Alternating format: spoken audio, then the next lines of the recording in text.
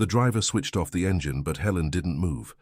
Her hands, the same hands that just days before had held a scalpel with the precision of someone who had saved hundreds of lives, now trembled faintly in her lap. Not from fear, from longing. It had been 20 years since she'd set foot on that land, and she had only come back to sell it and never look back again. She took a deep breath, the same breath she took before walking into a difficult surgery, and opened the car door. The thin heels of her Italian shoes sank slightly into the dry earth, cracked by the July sun. It was only one step, but it was enough for Helen's entire body to recognize that ground before her mind could even accept it was true. The smell of morning damp soil, mixed with the sweet perfume of roses growing wild along the stone wall, filled her lungs like a ghost she'd spent 20 years trying to bury. For 20 years, no one had called her just Helen. She was always doctor, chief, the best surgeon in Atlanta. Titles that filled her calendar with appointments and emptied her nights of meaning. She had a penthouse with a view of the whole skyline and a phone that only rang when someone was dying. She saved other people's hearts every single day and had forgotten, somewhere along that lonely climb to success, how to take care of her own. That's when she heard it. A sound, thock, thock, thock, rhythmic and steady like a heartbeat in slow tempo. A hoe cutting into the earth behind the low stone wall that bordered her mother's garden. Helen stopped. The leather folder holding the estate documents slipped a little in her grip. She was the most sought-after cardiovascular surgeon in the city, a woman capable of staying calm in front of a heart that had stopped on the operating table. But in that instant, faced with that familiar sound, she felt her own chest tighten in a way she hadn't felt in a very long time. She had only come back to sign the papers. The house was hers now, inherited from her father, who had died 3 weeks earlier. The only thing Colonel Whitfield had left behind besides debts and silence. The plan was simple. Sell everything, close out the estate, wrap it up in 2 days and go back to the hospital. To the meetings, to the life she'd built brick by brick, far away from all of this. But the sound of that hoe wasn't part of the plan. She pushed open the iron gate, which creaked exactly the way it had creaked 20 years ago, and what she saw on the other side made her forget, for a second, how to breathe. A man with his back to her, a cotton shirt clinging to his shoulders with sweat, calloused hands gripping the wooden handle of a hoe, was turning the soil around a white rose bush that Helen would have recognized anywhere in the world. It was the same rose bush, the very one she had watched being planted, still a thin, fragile little sapling 20 years ago on the most painful day of her life. Lucas. The word slipped from Helen's lips before she could stop it. The man didn't turn right away. He kept digging for a moment longer, as if he needed to finish that motion before he could face the past standing at the gate. When he finally turned around, the face Helen saw was no longer that of a 23-year-old boy. It was the face of a man marked by sun, by time, by hard work. But the eyes, those dark, serious eyes, were exactly the same ones she had carried in her memory for 2 decades. "Helen," he said simply, as if 20 years hadn't passed at all, as if it were the most natural thing in the world for her to be standing there with designer shoes sunk into the red dirt of the small town where she was born. "Before we go any further, tell me down in the comments what city you're watching from tonight. I love knowing how far these stories travel, and I know a lot of you listening right now have felt, at some point in your life, the weight of coming back to a place you swore you'd left behind for good. Because Helen had no idea in that moment that this reunion at the gate was only the beginning, and that the truth about the last 20 years was buried, waiting for her, inside that very house she had come to sell. 20 years earlier, that same red earth had witnessed another goodbye. Helen was 19, her hair pulled back in a simple braid, crying without bothering to hide it, while her father, Colonel Walter Whitfield, supervised the men loading suitcases into the car that would carry her to Atlanta. "A Whitfield does not marry a hired man's son," the colonel had said, his voice cutting like the dry August wind. "You're going to study. You're going to become a doctor. You're going to be somebody in this life, and you are going to forget that boy." Lucas, 23 years old at the time, the son of Frank Bennett, the tenant caretaker who had worked the Whitfield land for generations, waited outside the gate, Not brave enough to step onto property that had never been his, but where he'd grown up all the same, playing, hiding among the rose bushes that Helen's mother, Eleanor, tended with such devotion. The two of them had grown up together, separated only by an invisible fence the world insisted on keeping standing. While the Colonel was in town handling business, Helen and Lucas spent whole afternoons in the back of the garden. He taught her the names of birds by their song. She taught him the letters and numbers she was learning at the county school. Eleanor pretended not to notice, and sometimes even sent out a plate of cornbread for the two of them to share under the old pecan tree. It was there, among her mother's roses, that a childhood friendship slowly turned into something else. Something quiet and mature, the kind of love that doesn't need to be spoken out loud to be whole. The Colonel saw it, of course. He saw it and disapproved in silence, saving his anger for the right day. That day came when Helen was accepted into medical school in Atlanta. The perfect excuse to pull his daughter away from that small town and from the mistake he was certain she was about to make. When Helen finally managed to slip away from her father's watchful eye, she ran to the gate. Lucas was holding in his calloused hands a small white rose sapling, still fragile, its roots wrapped in a damp cloth. "Take it, Helen," he said, his voice breaking but steady, the way only someone who truly loves can be steady in the middle of a goodbye. "Go and become a doctor. You were born for this. Everybody's always known it. I'll take care of your mother's garden, of this rosebush she loves so much, and as long as it's alive and she's alive, my love for you will be alive too. Write to me. I'll write back to every single letter." Helen held that sapling with both hands, as if she were holding Lucas's own heart, and promised to write every week. She promised to come back the moment she finished school. She promised 1,000 things that life, or rather, the pride of one man, would make sure never came true. The car pulled away, kicking up dust, and Lucas stood in that same spot until the last cloud of red earth dissolved into the hot afternoon air. Then, without rushing, without any drama, he knelt beside the wall of Eleanor's garden and planted the white rose sapling exactly where he'd promised he would. There was one afternoon, the summer before all of that Helen would carry with her for the rest of her life, though she wouldn't understand its full weight until she was 39 years old, standing at that same gate. A storm had rolled in fast off the ridge, the kind of Georgia thunderstorm that turns the sky green before it turns black, and Lucas had grabbed her hand and pulled her running under the tin roof of the old tool shed at the edge of the property, the two of them soaked through, laughing so hard neither of them could catch a breath. They'd sat on an overturned crate, knees almost touching, listening to the rain hammer the roof, and Lucas had told her, in the plain, unhurried way he told everything, that he didn't care what anybody in that county thought about who belonged with who. "Land doesn't care whose name is on the deed, Helen," he'd said, turning a rusted nail over and over between his fingers. "It grows what you plant in it, no matter who does the planting." She hadn't fully understood what he meant back then. She would understand it perfectly 20 years later. Standing over a rosebush he'd tended every single day of a life he'd built almost entirely around a promise. That was also the summer the Colonel caught them for the first time, not doing anything more than sitting shoulder to shoulder on the back steps, shelling peas into a bowl between them. But the look on his face when he came around the corner of the house was enough to send Lucas scrambling to his feet and Helen's stomach dropping straight to the floor. The Colonel didn't say a word that day. He simply stood there, arms crossed, until Lucas mumbled a "Good evening, sir," and disappeared down the road toward the tenant house, and then the Colonel turned to his daughter and said only, "Ferreira, women marry Ferreira men, or men better than Ferreira men, not the other way around." It was the first time Helen understood that whatever was growing between her and Lucas had already been marked, in her father's mind, as something to be pulled out by the root before it could take hold. She never told Lucas what her father said that evening. She didn't have the words for it yet, and some small, stubborn part of her still believed, at 17, that a father's mind could be changed by nothing more than time. In Atlanta, Helen threw herself into her studies the way a drowning person clings to the current, as if it were the only way left to keep breathing. She wrote. She really did. She wrote the first week and the second and every week after that. Each letter was a piece of hope she dropped into the mailbox of that small university town, always addressed to the same place, always hoping for a reply that never came.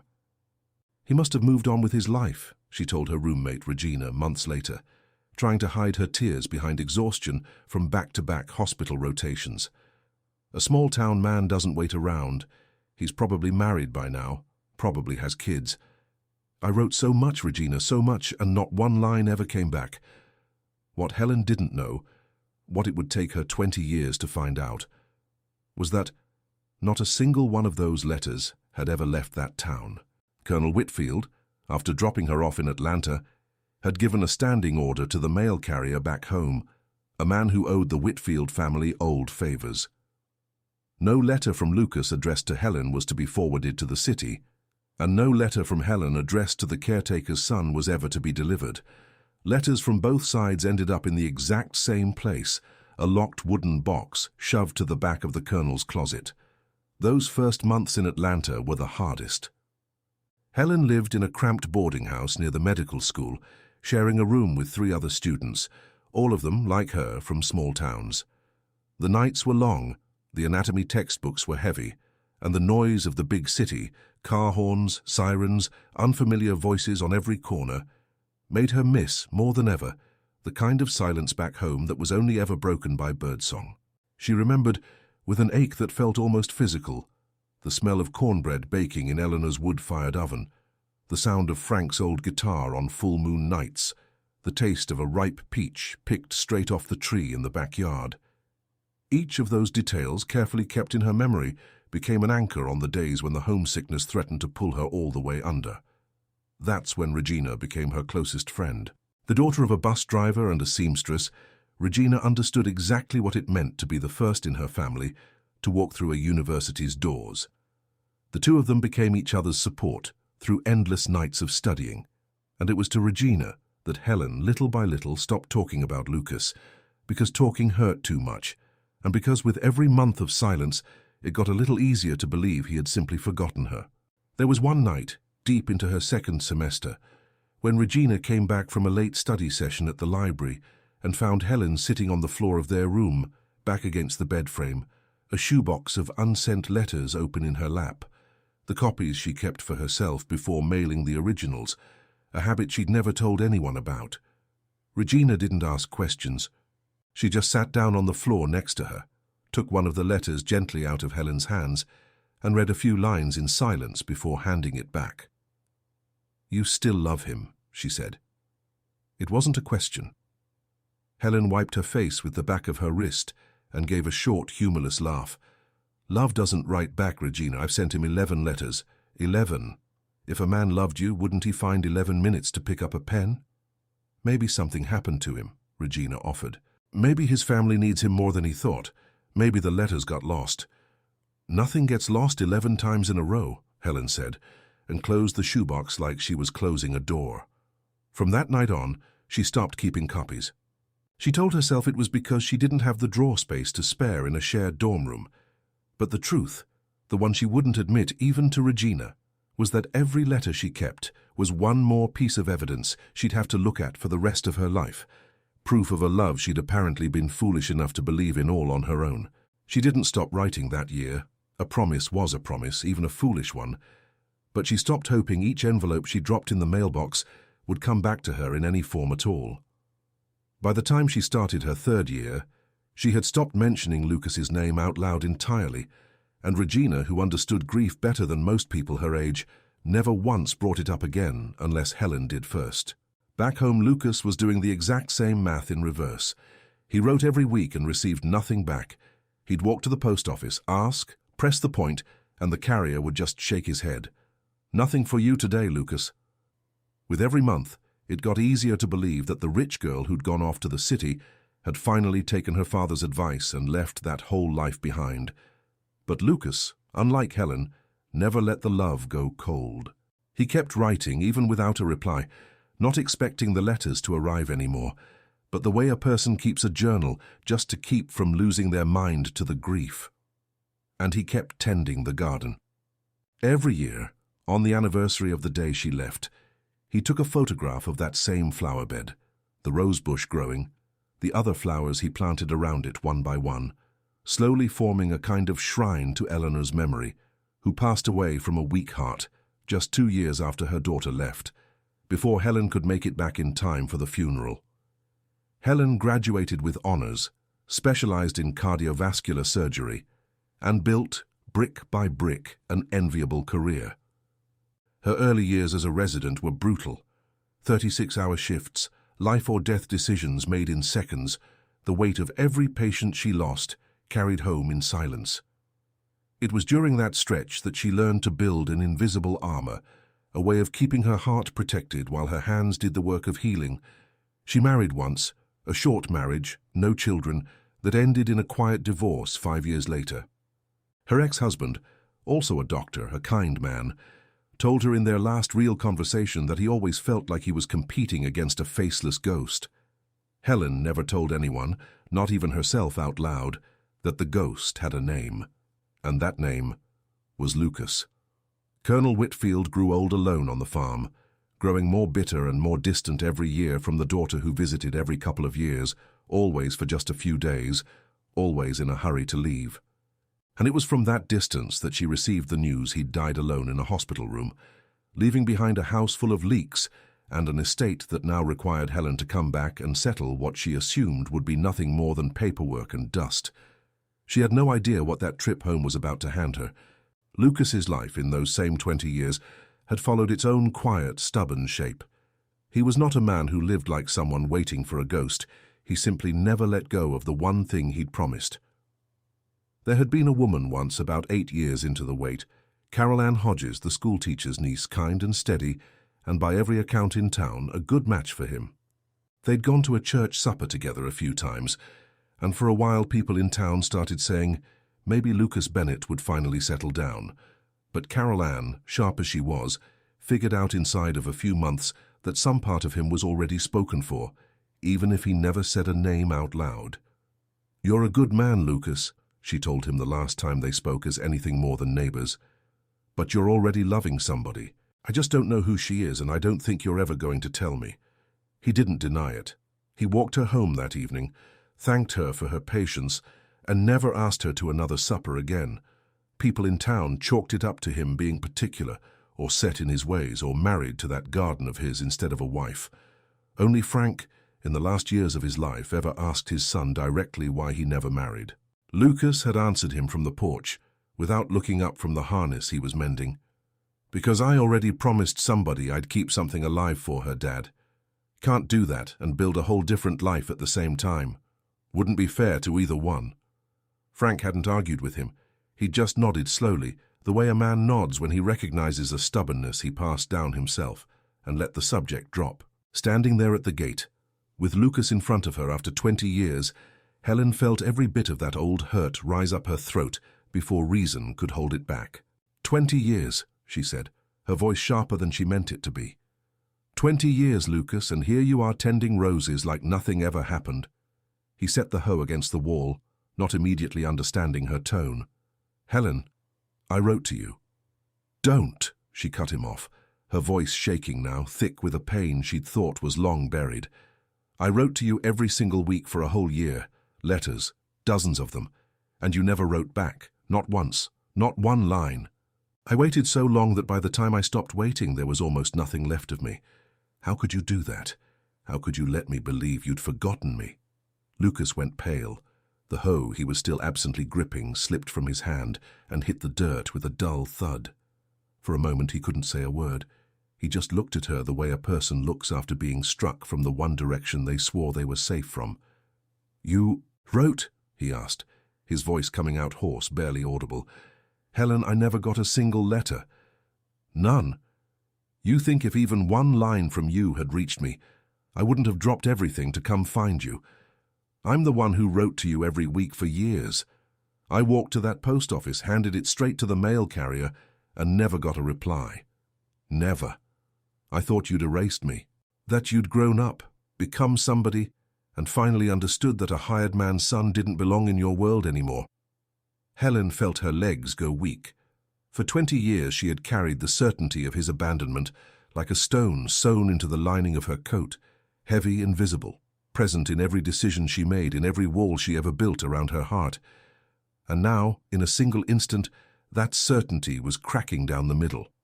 I waited a whole year for you to write back, Lucas, she said, her voice failing. A year, and then I forced myself to stop because it hurt too much to check the mailbox every afternoon and come home empty-handed. I built my entire life on the idea that you'd given up on me. And I built mine on the idea that you'd given up on me, he answered. You want to know something, Helen? For the first 2 years, I used to walk out to this gate every single evening after work, just in case a car pulled up. I told myself I'd stop when it stopped hurting. It never stopped hurting. It just got quieter. Don't, Helen said, her voice cracking down the middle. Don't you dare tell me it hurt you, Lucas. I was the one who left. I was the one who had to build a whole life out of nothing, in a city where I didn't know a single soul, telling myself over and over that the boy back home had already moved on, so I might as well move on too. You got to stay here. You got to stay in this house, in this garden, with everything that reminded you of me every single day. I didn't get that. I got a mailbox that stayed empty. You think staying was easier? His voice rose for the first time, rough with an old banked anger. You think it was easy watching your father drive past me on that road every week like I was furniture? Watching this town wonder what was wrong with me for not marrying, for not moving on, and me not being able to tell a single soul why? Because the reason was a girl who, as far as I knew, had decided I wasn't worth a stamp. The words landed between them like something breaking. Helen opened her mouth to answer, and found for the first time in longer than she could remember that she had absolutely nothing to say back. And the cruel symmetry of it hung in the air between them.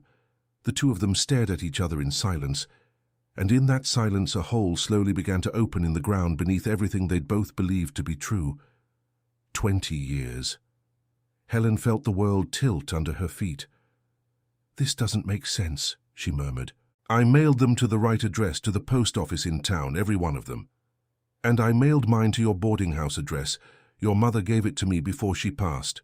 Lucas ran a hand over his face, trying to process it.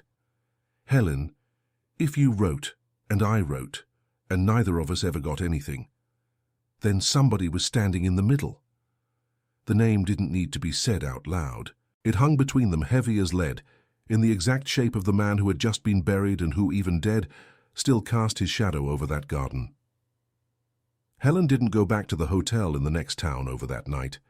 She stayed because she couldn't have driven anywhere with that suspicion lodged in her chest. Lucas made up the old guest room with clean sheets and a folded towel on the bed, the same room where, decades ago, she used to play hide-and-seek with her cousins.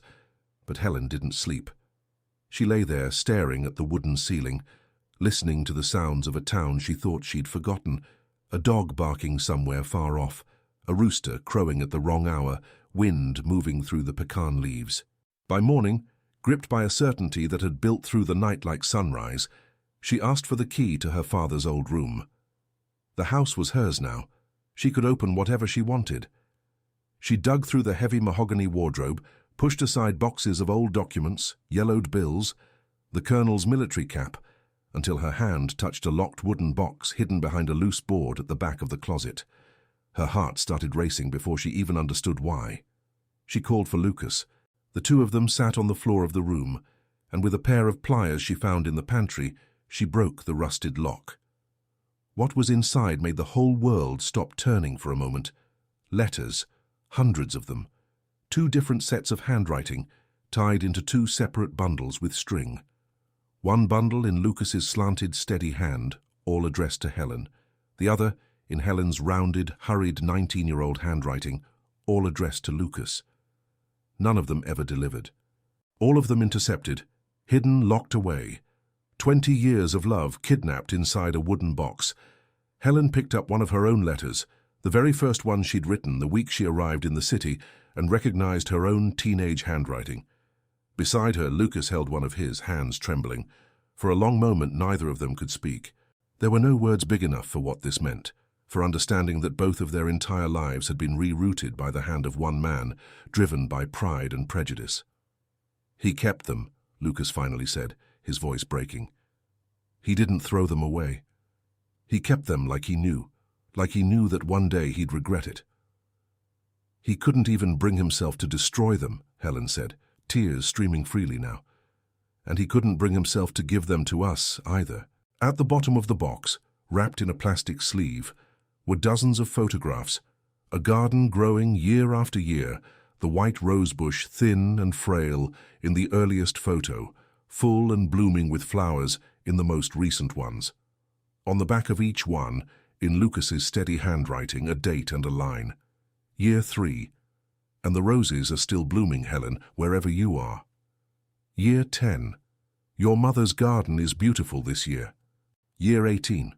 Still waiting for the day I get to show you this in person. Helen cried the way she hadn't cried since childhood. She cried for the mother she'd lost without ever saying goodbye. She cried for the father she now understood had lived and died, carrying the weight of that box. And she cried most of all for Lucas and for herself, for 2 lives stolen from themselves, for a love that both of them had tried to keep alive, each on their own side, never knowing the other one was doing the exact same thing. Lucas opened one of her letters, the first in the bundle, the ink already faded with time. He read it quietly, his lips moving slowly over each word written by a 19-year-old girl who missed him from the other side of the country. Lucas, the city is big and loud, and I don't know anyone here. And every night I close my eyes and try to hear the mockingbird you taught me to listen for. Write back, and I can get through all of this as long as I know you're still there taking care of our roses. The tears of a man who'd spent 20 years being strong finally came, quiet and unguarded, running down a face weathered by sun and dripping onto the yellowed paper. You waited for me? He said, stunned, lifting his eyes to hers.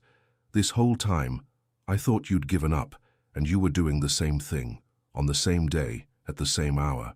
Helen picked up one of his letters, the steady handwriting, the plain words of a man who never had much schooling, but who knew how to love with a clarity that ached. He wrote about the rain, about the first buds on the rosebush, about the coffee Eleanor insisted on drinking on the porch, looking out at the garden even after she'd gotten sick. He wrote about her mother's funeral 2 years later, and how he'd cried alone because there was no way to reach Helen in time, and the colonel had forbidden anyone from sending word. My mother died believing I hadn't cared enough to come home, Helen whispered, her chin trembling. And I didn't even know, Lucas. She didn't believe that, he said firmly, taking her face in his hands. In her last days, all she talked about was you, how proud she was. She died knowing you were going to be a doctor, going to be somebody. What she didn't know was the price they were making us pay for it, behind both our backs. We both waited, Helen answered, holding his rough hand over the pile of letters. Only nobody ever let us know it. 20 years, Lucas. They stole 20 years from the 2 of us. And not even out of real malice, just a pride so small it fit inside this box. That afternoon, sitting on the wooden bench in the garden, Lucas told her the rest of what Helen still didn't know. He told her about his own father, Frank, who had died 5 years earlier. He told her about the 2 jobs he'd carried for years, long-haul trucking during the week, tending land on weekends, not because he needed 2 paychecks to get by, but because he had a purpose locked away in his chest. 3 years ago, your father was buried in debt, Lucas said, looking down at his hands. My dad's last round of treatment was expensive, and the colonel insisted on the best of everything. He kept mortgaging piece after piece of the property. By the time I realized what was happening, the bank had already scheduled the foreclosure auction. The house, the garden, all of it was about to be broken up into lots. Your mother's garden, these rose bushes, the pecan tree where we used to eat cornbread in secret, all of it bulldozed to make room for some weekend getaway subdivision. Helen felt her stomach turn. What did you do? I went and found the loan officer at the bank in town. I brought everything I'd saved my whole life in a plain manila envelope. His voice dropped lower. 20 years of savings, Helen. 20 years driving that truck Monday through Friday and working other people's land on weekends. Never bought a decent car, never moved to a better place, wore the same clothes till they wore through. People around here figured I was just cheap or that I drank away whatever I made. I let them think it. Nobody needed to know that every dollar had somewhere it was going. He paused, took a breath, and kept going. I paid off the whole debt before the auction, and I made the bank agree to one thing, that it all stayed in your father's name, clean, no lien on it, so you'd inherit it free and clear when your time came. Your father, at first, wouldn't take it. He turned red with anger, said it was too much of a humiliation to owe the house to the hired man's son. Lucas gave a short, sad laugh. I told him, Colonel, you can hate me all you want, but you are going to leave that house to your daughter whole, not broken up on an auction block. It was that or lose it all.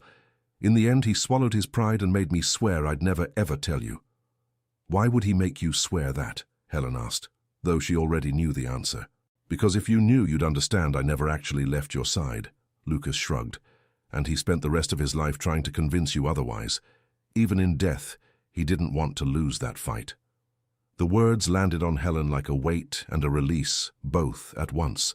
She looked around, the modest but well-kept house, the fresh coat of paint on the walls, the roof without a single leak, the garden that looked more like a shrine than a backyard, and understood that every detail of it was proof of a love that time and silence had never managed to erase.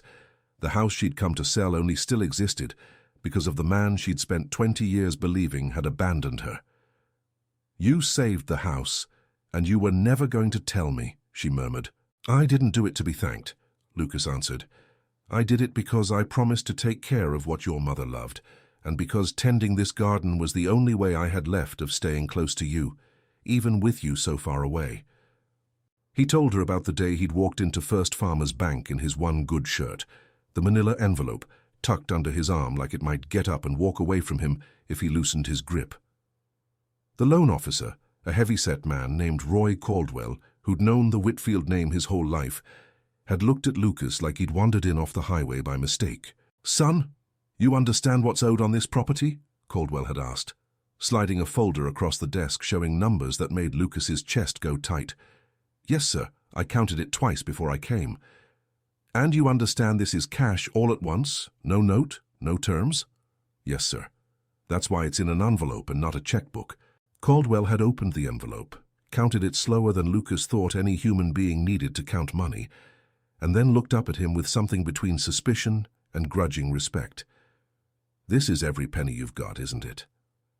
It wasn't a question either. Lucas had just nodded.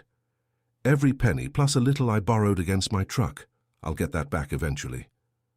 Caldwell leaned back in his chair and studied him a long moment. You're not going to tell me why a Bennett is bailing out a Whitfield? No, sir, I'm not. Fair enough, the banker said finally, and started drawing up the paperwork. It took him 3 visits to town, 3 separate afternoons of driving in after a full day behind the wheel of his rig, to get every signature lined up exactly the way he wanted it. Clean title, no lien, nothing that could ever trace back to him. He never once let it slip to Caldwell, or to anyone else in that bank, what the house meant to him or who he was really doing it for. As far as the town ever knew, Colonel Whitfield had simply found a way to settle his own debts at the last possible hour, the way proud old men sometimes do. That same night, Helen couldn't sleep. She spent hours rereading the letters, his and hers, piecing together, line by line, the story that had been stolen from them. And it was looking out the window in the middle of the night that she saw Lucas out in the yard, watering the rose bushes by flashlight, as if that care couldn't wait even one more hour. A middle-aged man, tired, kneeling in the cold dirt before sunrise, keeping up a ritual that was no longer an obligation, but had become part of who he was. In the morning she found him on the porch, a steaming mug of coffee beside a worn notebook where he kept careful, tidy notes on the cost of maintaining the property. Morning, he said, standing up a little awkwardly. Lucas, Helen began, sitting down next to him, I've spent all night thinking. I didn't come here just to sell this house. I came, without knowing it, to get back everything they took from me. And now that I know, I can't just sign a piece of paper and walk away. His eyes lit up, but he held the reaction back, the way 20 years of practice teaches a person not to let hope come too easily. The trouble was the world outside that garden didn't know any of this, and it wasn't in any mood to wait. That same morning, Helen's phone started buzzing non-stop on the porch table. 2 phone calls, one right after the other, that would change everything. The first was from the realtor in the next town over, the one she'd hired herself before the trip, back when the plan was still to sell and disappear. Dr. Whitfield, great news. The realtor's voice practically bounced with excitement. I've got a cash buyer for the house and the land, pays well, real well, and wants to close this week. His people are already lined up, ready to assess demolition and break ground on a subdivision of vacation cabins where the house sits now. All you have to do is sign. I can have the papers ready tomorrow." Helen looked out at the garden through the window, at the rose bushes, at the wooden bench, at the sanctuary Lucas had built, stone by stone, flower by flower, over 20 years. Demolition, a subdivision, all of it erased in one afternoon with a bulldozer. "I need some time," she said. "Doctor, with all due respect, a buyer like this doesn't come around twice in a little town like that. If you hesitate, he'll walk. And between you and me, what exactly are you going to do with a rundown old house in the middle of nowhere? You live in Atlanta, your whole life is there. This place is just dead weight on your name." Helen looked out at the garden again. Dead weight, he called it. That garden was the most alive thing she'd seen in 20 years. "It's not dead weight," she said slowly. "It's my mother's house. I need time." "We don't have time, Doctor. The buyer wants an answer by tomorrow. Either that or he walks." "Then let him walk," she said, and hung up, surprised by the steadiness in her own voice, the same steadiness she used when giving orders in an operating room. She didn't get more than 10 minutes of quiet before a black pickup with dealer plates rolled up the drive, and a man in pressed khakis and sunglasses stepped out, clipboard in hand, introducing himself as Deacon Marsh, the developer himself, not just some middleman. He walked the property like he already owned it, tapping the trunk of the old pecan tree, sizing up the garden with the flat, appraising look of a man who saw square footage instead of soil. "Beautiful lot," he said to Helen, not bothering with much of a greeting first. "Course, all this'll have to come out. The rose bushes, the stone wall, that old shed back there. We're thinking 6 cabins, maybe a shared pool where the garden sits now. Great return for you, Dr. Whitfield, and frankly, better use of the land than it's getting sitting here going to seed." Lucas, standing a few feet off with a rake still in his hand, went very still. Helen felt something harden in her chest, quick and sudden, like a door slamming somewhere inside her. "Mr. Marsh, I think you should go," she said, her voice even but unmistakably final. He blinked, clearly unused to being turned away twice in one morning by the same woman. "Doctor, I don't think you understand what kind of number we're talking." "I understand exactly what number you're talking," Helen said. "I'm telling you, it isn't for sale. Not today, not next week. I'd appreciate it if you'd take your clipboard and get back in your truck."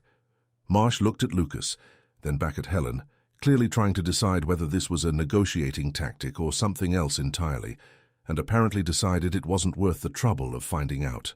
He got back in the truck without another word, and the sound of his tires spitting gravel down the drive was still hanging in the air when Helen turned and found Lucas watching her with an expression she hadn't seen on his face since she'd arrived, something that looked almost like pride. She barely had time to catch her breath before the phone rang again. This time, it was the chief of surgery at her hospital in Atlanta. "Helen, I need you back here. It's Senator Bradford's case, that cardiac surgery only you can handle. He's critical. The family is asking for you by name. It's life or death. And Helen, this is also your moment. The head of cardiology position just opened up. It's yours if you come back now. Everything you've ever wanted." Helen felt the floor tilt under her bare feet on the porch boards. 20 years of ambition don't vanish overnight, just because the heart finds a new address. On one end of the phone, everything she'd built, prestige, the peak of her career, the job of her dreams. On the other side of the window, everything that had been stolen from her, and that she'd only just found again. "I need a few hours," she told the chief and hung up. Lucas had heard enough. He was standing by the door, his face tense, trying to read in her expression the weight of those 2 calls. "Go," he said, his voice thick but without any bitterness. "If that's what you need to do, I understand. I've always understood. I waited 20 years, Helen. I know how to wait a little longer if I have to. I don't want to be one more fence keeping you tied to a place." Helen looked at him and saw, underneath the calm, the 19-year-old boy at the gate, afraid of being left behind all over again. "No, Lucas." She stepped closer, her hands on his weathered face. "I'm not afraid of choosing you. What I can't do is pretend 20 years of work aren't part of who I am. I don't want to choose between the 2 things. I want to find a way to be both." It was Regina, reached by phone that same afternoon, Who offered the way out, neither of them had been able to see. "Helen, who says it has to be the small town or the hospital?" Her friend's voice came through steady on the other end of the line. "I've spent 20 years thinking every choice has to be all or nothing, because that's the only way your father ever taught you to see things. It's not true. Do the senator's surgery as a guest attending, fly out only for the true emergencies, and turn down the department chair. You don't have to prove to anybody anymore that you're the best. I watched you prove it for 2 decades straight, Helen. Everybody in that hospital already knows it. It's not that simple, Regina. The chair position doesn't wait around for people who want it part-time." "No," Regina agreed, "it doesn't. And maybe that means it's not actually the thing you want anymore. You called me at 11 o'clock at night in a panic over a man who kept every letter you ever wrote him, folded inside a stolen box for 20 years. I don't think you're calling me because you're torn about a job title, honey. I think you already know the answer, and you just need somebody to say it out loud so you can stop being scared of it." Helen was quiet long enough that Regina finally laughed softly. "The question isn't where you want to work anymore, Helen. It's where you want to live." Helen flew back to Atlanta that night, and on the dark highway she argued with herself the way she hadn't in years. One part of her, the part that had spent 20 years proving her own worth to a father who never once said he was proud, to colleagues who underestimated her, to the whole world, screamed that she was about to throw away everything she'd fought for. The department chair wasn't just a title. It was the final validation, the summit of a mountain she'd climbed alone, with her own 2 hands, starting from that same braided hair girl who'd walked down that same dirt road 20 years before. But another part of her, older and deeper, kept asking a simple question. At the top of that mountain, who's going to be waiting for you? She thought of her empty penthouse in the city, of the phone that only ever rang to hand her one more heart on the edge of death, and she thought of the smell of coffee on the porch, the flashlight glowing in the garden at dawn, the calloused hands that had kept, for 20 years, something money could never buy. She operated on the senator for 7 hours, saved his life with the same precision as always, and the next morning, sitting in the chief's office, the same man who'd recruited her fresh out of residency and was now offering her the top of her field, Helen formally turned down the department chair position she'd spent her whole career chasing. "You're making the biggest mistake of your career," the chief said, unable to understand. "Maybe," she answered, and smiled, calm. "But for the first time in 20 years, I'm not making a mistake with my life."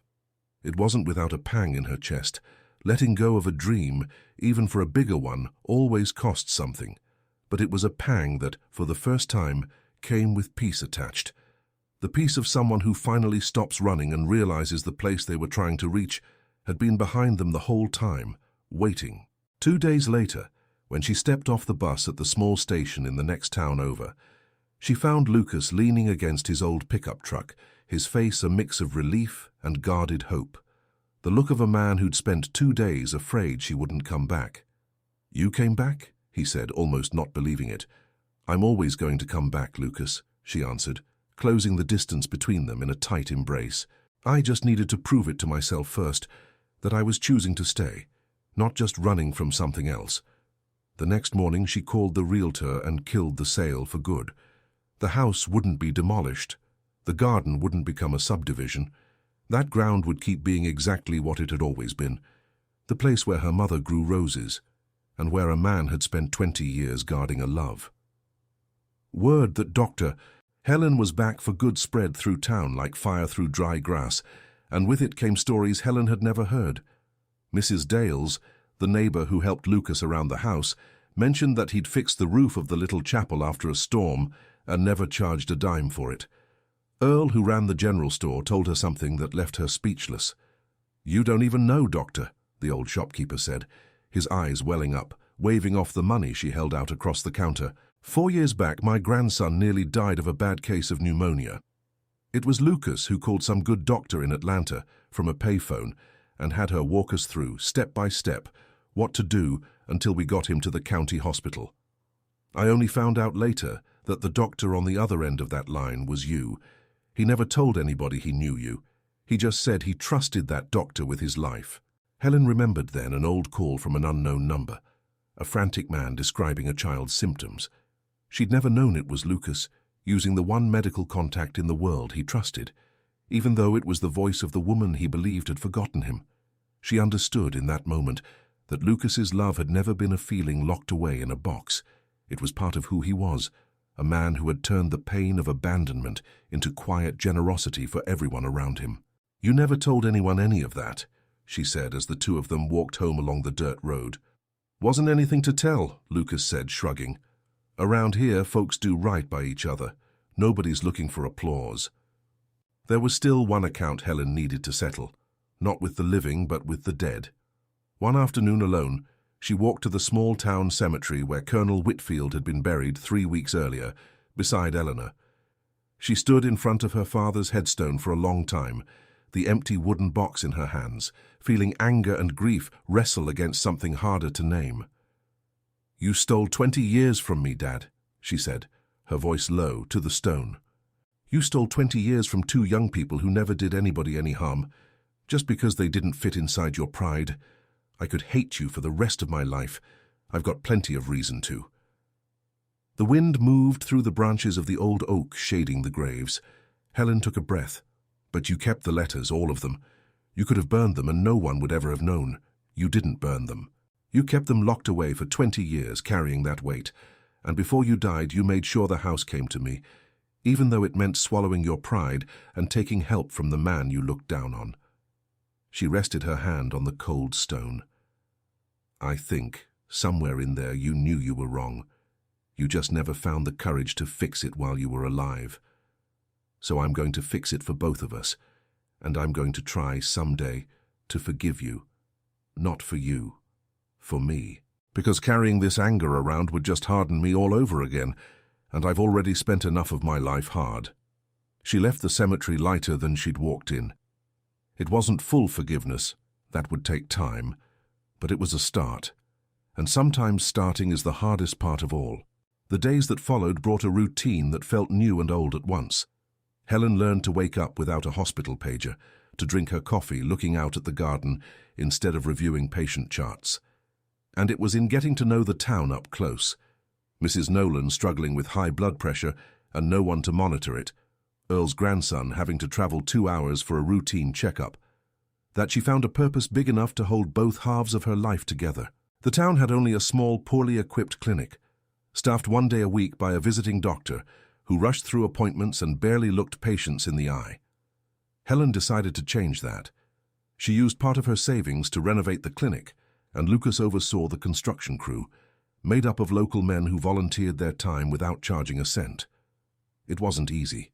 The mayor of the neighboring town, whose approval she needed to get the clinic authorized for regular staffing, buried the request under one excuse after another: no funding, no provider network, this problem, that problem. Helen, who had spent 20 years learning not to take no for an answer from people who held patients' lives in their hands, drove down to the town hall in person, sat in the waiting room, and calmly informed the staff that she wasn't leaving until she was seen, and that if necessary, she'd take the story of an entire town without a doctor straight to the Atlanta press. 3 days later, the approval came through. Within a few months, the clinic reopened with modern equipment, and Helen began seeing patients there twice a week, coordinating the more serious cases remotely with colleagues in Atlanta who still owed her favors from 2 decades of work. The grand opening brought out the whole town. There were colorful banners strung between the lampposts, tables piled with cornbread, caramel cake, and sweet tea, and a short speech from Helen, her voice breaking as she thanked everyone for welcoming her home, not as the doctor from the city, but as a daughter who had finally come back where she belonged. Mrs. Nolan, holding her hand, summed up what everyone was feeling. "We always knew you'd come back, honey. Just didn't know it'd take you so long." The clinic changed things in ways Helen hadn't fully expected. 6 weeks after it reopened, an 8-year-old boy named Micah Reyes was brought in by his mother, struggling to breathe, his lips faintly blue, and Helen recognized within seconds the telltale signs of a heart murmur that had gone undiagnosed for years, simply because no one out here had the equipment or the training to catch it. She stabilized him herself, got him on the phone with a pediatric cardiologist she'd trained under in Atlanta, and personally drove the family the 2 hours to the children's hospital, staying in the waiting room until midnight to make sure he came out of surgery all right. When she finally got back to the farmhouse, exhausted, dirt still on the hem of her scrubs from where she'd knelt on the clinic floor beside Micah's stretcher, she found Lucas waiting up on the porch with a plate of food he'd kept warm for hours. "That's the third life you've saved in this county in 6 weeks," he said quietly, handing her the plate. "You know that?" Helen sat down heavily beside him. "I spent 20 years saving lives in a building with marble floors and a view of the skyline, Lucas. I never once felt like this." "Like what?" "Like it mattered where I was standing when I did it." He didn't say anything else. He just reached over, took her hand, still smelling faintly of hospital soap, and held it while the crickets started up in the dark beyond the porch rail. It wasn't as if everything turned perfect overnight. There were nights when Lucas still went too quiet, and Helen knew exactly what that silence was: the old fear, the boy at the gate, the dread of waking up to find she'd left again. On one of those nights, having dinner on the porch, he finally let the fear out into the open. "The day that hospital called," he admitted, eyes on the glass in front of him, "my first thought wasn't a generous one. It was pure fear. Fear of losing you all over again. I stayed quiet the whole night, pretending to be strong, because for me love has always meant letting go, if that's what it takes. I spent 20 years learning that. It's not easy to unlearn." Helen took his hand, not with the soft hand of the 19-year-old student she'd once been, but with the steady hand of a woman who'd learned, over 20 years of surgery, the value of a heart that keeps beating after everything it's been through. "You don't have to let go anymore, Lucas. I already chose. I chose the moment I heard the sound of your hoe on the other side of that wall. The hospital will keep running just fine without me as chief, but I can't imagine my life without you, and without this garden anymore." There was one more storm to weather before that, though, smaller than the others but real all the same. Helen's old chief called again in early spring, this time with an offer that had nothing to do with the chair position, a visiting professor post at a teaching hospital in Charleston, prestigious, well-paid, only 3 days a week. "You could still keep the clinic," he told her over the phone, clearly having thought it through in advance. "Fly out Tuesday, back Thursday. Best of both worlds." For 2 days, Helen didn't mention the call to Lucas at all, turning it over privately, and he noticed the silence the way he always noticed her silences, having spent 20 years learning the shape of them. "You don't have to protect me from it, Helen," he finally said one evening, setting his fork down. "Whatever it is you're chewing on, just say it." So she told him. The offer, the schedule, the part of her that still, after everything, felt a small, hungry pull toward being needed in an operating room with her name on the door. Lucas listened all the way through without interrupting, and when she finished, he didn't flinch the way she half expected him to. "Then take it," he said simply. "Charleston's 4 hours from here, not 4 states. I'm not scared of Tuesdays and Thursdays, Helen. I was scared of losing you. Those aren't the same thing, and it took me 20 years apart from you to finally learn the difference." She turned the offer down anyway, 2 days later, not out of obligation, but because, sitting with it, she realized the pull she'd felt wasn't toward the hospital at all. It was an old habit of running toward busyness whenever something good got too quiet to trust. She told Lucas as much on the porch that night, and he just nodded, like a man who'd known all along she'd find her own way to that answer, and refilled her coffee without another word. It was on a late spring afternoon, with the sky turning orange over the hills, that Lucas finally asked the question he'd been carrying for weeks. He stood, walked over to the white rosebush, now full and thriving, silent witness to 2 decades of waiting, and cut a single bud that hadn't yet opened. He came back to Helen and knelt down, offering the flower with the same hands that had turned that soil for 20 years. "I don't have a gold ring to give you, Helen. Never had that kind of money. But I've got 20 years of a promise kept and a whole garden that grew waiting for you. Would you stay with me, really stay, for the rest of your life? Not as the doctor who came to save this town, but as the Helen I've loved since the very beginning." The tears that ran down her face weren't tears of sadness. She took the rosebud in both hands, exactly the way she'd held that sapling 20 years before, and felt the circle finally close. "I'm staying, Lucas. I'm staying because for the first time in my life, I know exactly where I belong." The wedding took place months later, on a soft, sunlit Sunday in the little town chapel, decorated entirely with white roses from that same garden. There was no luxury, no famous guests from Atlanta, other than Regina, who cried from start to finish. Instead, there was the whole town, every person Lucas had quietly helped over the years, every patient Helen had already treated at the clinic. Earl played old tunes on his fiddle, and the older folks danced slow hand in hand with the ones they loved. Mrs. Dales had spent 3 days baking, refusing any help, insisting it was the least she could do for the man who'd fixed her roof twice without ever sending a bill. Micah Reyes, healthy and pink-cheeked now, ran between the pews in his church clothes with 2 other boys from town, and his mother stopped Helen at the chapel door just long enough to press a small folded card into her hand, a crayon drawing of a heart, signed in careful, uneven letters. Even Roy Caldwell from the bank came, standing a little stiffly near the back in his Sunday suit, and when Helen thanked him for coming, he just said gruffly, wasn't going to miss seeing how that envelope turned out, and wouldn't explain further, though Lucas, catching Helen's eye across the room, gave her the smallest of smiles. Before the cake was cut, Regina asked to say a few words, raised a glass of sweet tea, because nobody there cared much for champagne, and looked at Helen with tears already in her eyes. I met the strongest, saddest woman I ever knew back in that dorm room at school, she began, her voice thick. A girl who studied till dawn just so she wouldn't have to think, who hid her pain so well that even I, sharing a room with her, barely noticed it. For 20 years I watched this woman save the lives of strangers and never let anybody save her own. Regina paused, glancing at Lucas. Today I finally understand what was missing. It wasn't success. It wasn't an award. It wasn't any title. It was this. It was home. May the 2 of you be as happy as your wait was long, and may nobody ever steal another single day from either of you again. Everyone raised their glasses. Helen closed her eyes for a moment, feeling the warmth of the afternoon sun on her face, the sound of laughter around her, the scent of white roses mixed with damp earth, the very same elements that had greeted her 20 years later at that same gate, now transformed into pure celebration. Later that evening, as the guests began to say their goodbyes, Helen and Lucas sat once more on the wooden bench in the garden, the same spot where everything had started over. On the rough little table beside them, her stethoscope rested next to a vase of freshly cut white roses, and beside the vase, open, sat the wooden box, empty now, because every letter, hers and his, had finally been read aloud over the nights of that last month. 2 decades of words that had finally reached where they were always meant to go.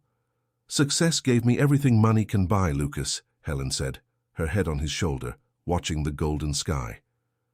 But it was your calloused hands that kept what actually mattered this whole time. Even when I thought I'd been forgotten, you were here taking care of my mother's roses and taking care, without me even knowing it, of the place I was always going to come back to. I spent 20 years building a life from nothing in the city, thinking I was moving forward. And the whole time what I needed most was right here, waiting, exactly the way I'd left it. Lucas laced his fingers through hers with a tenderness that only 20 years of patient waiting could explain. And now we have both, Helen, your mother's garden, cared for with love, and a whole life ahead of us to take care of each other. The evening breeze carried the scent of the white roses, the same scent that had followed Helen in memory through 20 years of absence, and that now, finally, she could breathe in for real. Sitting beside the man who had never once stopped waiting for her, in the garden that had become a symbol that true love, when it's tended with patience and sacrifice, always finds a way to bloom again, even after the longest winter. If this story touched your heart in any way, type a single word down in the comments, roots, and let me know just how many people this one reached today. Now tell me, which moment hit you hardest? Was it when Helen confronted Lucas at the gate so sure she'd been abandoned? Was it when the 2 of them opened that box and discovered both sides of the letters had been hidden away by her father? Or was it the moment Helen found out it was Lucas who secretly saved her mother's house, just so she'd always have somewhere to come home to? And don't forget to tell me what city you're watching from. Every comment reminds me why I keep telling these stories. If you believe true love knows how to wait, go ahead and hit that like button. If you know someone who needs to hear that it's never too late to come home, share this story with them. And if you want more stories that restore your faith in people, subscribe to the channel and turn on that notification bell. I'll see you in the next story. Until then, take care of your heart.